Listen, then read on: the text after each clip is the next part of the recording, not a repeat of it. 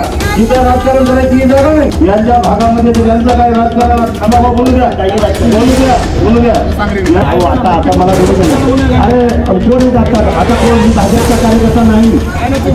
अरे जर त्यांच्या भागातल्या काय राजकारण असं यांनी तिकडे जाऊन करावं. आमच्या जिल्ह्यात कोणी इथं येऊन निर्मूळ करू नये.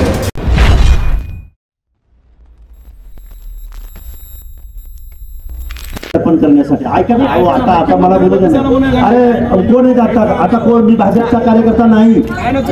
अरे बरं ठीक आहे, कुणाला मागू? जिल्हाधिकाऱ्यांना म्हणू? जिल्हाधिकारी देतील न्याय आपल्याला? बोलू का जिल्हाधिकाऱ्यांबद्दल? मी भाजपचा कार्यकर्ता नाही. पहिली गोष्ट, मी काल सगळ्या चॅनल्सवरती तुम्ही बघावं, मी कुठल्याही आरोपीची बाजू घेतलेली नाही. फोटोवरून मी काल बोललेलो आहे की माझा फोटो त्यांच्या बरोबर असेल तर त्यांच्या बरोबर शरदचंद्रजी पवारांचा पण फोटो आहे, त्यांच्या बरोबर मुख्यमंत्र्यांचा फोटो आहे, आणि त्यांच्या बरोबर बजरंग बाप्पा सोनवणेंचा फोटो आहे, त्यांच्या बरोबर सुरेश दसांचा फोटो आहे, आणि माझाही त्यांच्या बरोबर फोटो आहे. सगळ्यांना समान न्याय लावा ना. मी कार्यकर्ता म्हणून लढणारा कार्यकर्ता आहे. मला कुठेतरी वेदना झाली म्हणून मी इथून 450-500 किलोमीटरवरनं मी इथं आलोय की माझा एक भटक्या विमुक्त जाती जमातीमधला सोमनाथ सूर्यवंशी वडार समाजातला कार्यकर्ता आहे. त्याची हत्या झाल्या आणि ती वर्दी करून झाल्या. आणि खरात साहेब, तुम्ही आणि मी खूप, माझं आणि तुमचं एकच एरिया आहे. मी नामदेव ढसाळावरती PhD करणारा कार्यकर्ता आहे.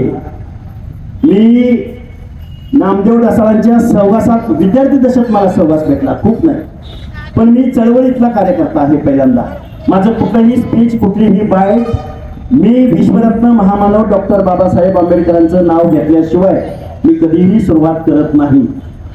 माझी सगळी माहिती तुम्हाला त्या सोशल मीडियात भेटेल, तुम्हाला त्या सगळ्या गोष्टीत भेटेल. मी BJPचा कुठेही कार्यकर्ता, समर्थक म्हणून इथं आलो नाही. मी कुठेही आमदार, खासदार, कुठल्याही पक्षाचा प्रतिनिधी नाही. मला एकच कळतं की माझ्या दीनदलित बांधवावरती, आदिवासी बांधवावरती, भटक्या विमुक्त जाती जमातीच्या बांधवावरती अन्याय झाला नाही पाहिजे, ही माझी भूमिका आहे. काल मी फक्त एवढंच माझ्या भाषणामध्ये म्हटलं की या माणसाचे फोटो, सगळ्यांची फोटो यांच्या बरोबर आहे. त्यांची ताकद, जोपर्यंत तुमचा पक्ष वाढायला, तुम्हाला आमदार खासदार व्हायला, तुमच्या मेळावे घ्यायला हा माणूस चालत होता, आणि आज अचानकच हा माणूस कसा काय? म्हणजे तुम्ही मॅन मनी मसल पॉवरच्या नादामध्ये तुम्ही कुठल्याही माणसांचं सहकार्य घेता का? तुम्ही परत ऐका, 4 वेळा ऐका. मी कुठेही समर्थन केलेलं नाही. आमचं म्हणणं एवढंच आहे की या महाराष्ट्रामधल्या कुठल्या जातीला टार्गेट होऊ नये, गुन्हेगाराला जात असं नाही, ही भावना आमची होती.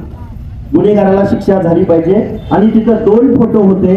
ते फोटो होते सोमनाथ सूर्यवंशी आणि संतोष देशमुख, या 2 बांधवांचे. या 2 बांधवांना आम्ही श्रद्धांजली वाहिली. माझी विनंती तुम्हाला एकच आहे, गावगाड्यामध्ये जर आपण एकमेकाला भांडत बसलो तर आपलं खूप मोठं नुकसान होऊ शकतं. आपण एकत्र निश्चित कोण घातलं. आणि ऐका, कुणी कुठल्या आरोपीची बाजू घेतली, आरोपीची बाजू कुणी घेतलेली आहे, आणि मी जर बाजू घेतली तर इथली न्याय व्यवस्था, डॉक्टर बाबासाहेब आंबेडकरांचं संविधान हे त्याला शिक्षा देणार आहे ना. आणि मी नाही म्हटलं तर माझं कोण ऐकणार आहे? इथं संविधान सर्वश्रेष्ठ आहे, इथला कायदा सर्वश्रेष्ठ आहे.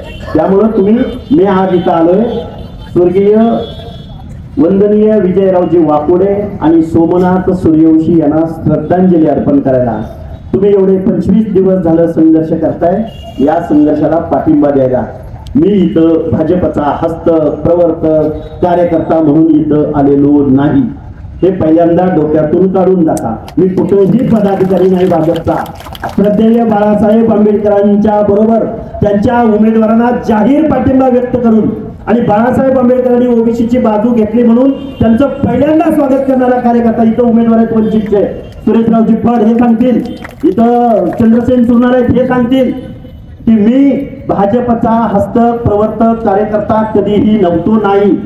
आणि इथं श्रद्धांजली अर्पण करायला, तुम्हाला पाठिंबा द्यायला आलोय की हे 2 योद्धे, एका योद्ध्याची कारकीर्द, एक योद्धा त्याची कारकीर्द गेली आपल्या सगळ्या लढ्यासाठी, आणि एक नव्यानं नवोन्मुख, एक लॉचं शिक्षण घेणारा, काबाड कष्टातनं वकिलीचं शिक्षण घेणारा, एक तुमच्या त्या फक्त कुटुंबाचं नुकसान नाही झालं, तुम्हा आम्हा सगळ्या लोकांचं नुकसान झालेलं आहे, त्याला न्याय भेटला पाहिजे, त्याच्या आरोपीला न्याय भेटला पाहिजे.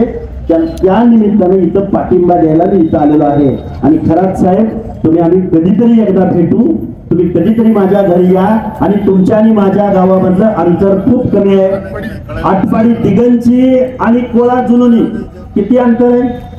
त्यामुळे आपण थोडासा आपला संवाद वाढवू आणि आपण आपल्या माणसावरती अन्याय होत भागातला तुमचा काय राग असेल तर तिकडे काढा. इथं आंदोलनात तुम्ही आमच्यासाठी इथं आलेला आहात. थांबा, इथं कोणी राजकारण करायचं नाही. नाही, राजकारण कोण करते, कोण करते राजकारण. राजकारणाची भूमिका कुणी घेतली.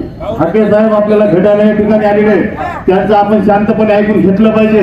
त्यांचा कोणी हाके साहेब नाही, इथून उद्या मुख्यमंत्री सुद्धा येणार आहे. आपण सगळ्यांना त्यांचं ऐकून घ्या, त्याच्यानंतर आपल्याला काय बोलायचं बोला. यांच्या भागामध्ये यांचं काय राजकारण, आम्हाला बोलू द्या, बोलू द्या. यांच्या भागातलं काय राजकारण असेल यांनी तिकडे जाऊन करावं. आमच्या जिल्ह्यात कोणी इथं येऊन लुडबुड करू नये ही सगळ्याला विनंती आहे. 25 दिवसापासून आम्ही आंदोलन चालवलो. अख्खा महाराष्ट्र आमच्याकडे बघायला. तुम्ही तुमचं राजकारण तुमच्या घरी करा, इथं राजकारण करायची ही जागा नाही. एवढं सांगाल मी या ठिकाणी. बोलायचं सर तुम्हाला काय नाही. लक्ष्मण हाके साहेब बोला. इथं आम्ही सोमनाथ सूर्यवंशी आणि वंदनीय विजय वाकोडे साहेब यांना मी श्रद्धांजली अर्पण करतो. आणि तुमच्या दुःखात आणि तुमच्या या आंदोलनाला मी पाठिंबा व्यक्त करतो. माझं मनोगत थांबवतो. धन्यवाद. जय गुरु. डॉक्टर बाबासाहेब आंबेडकरांचा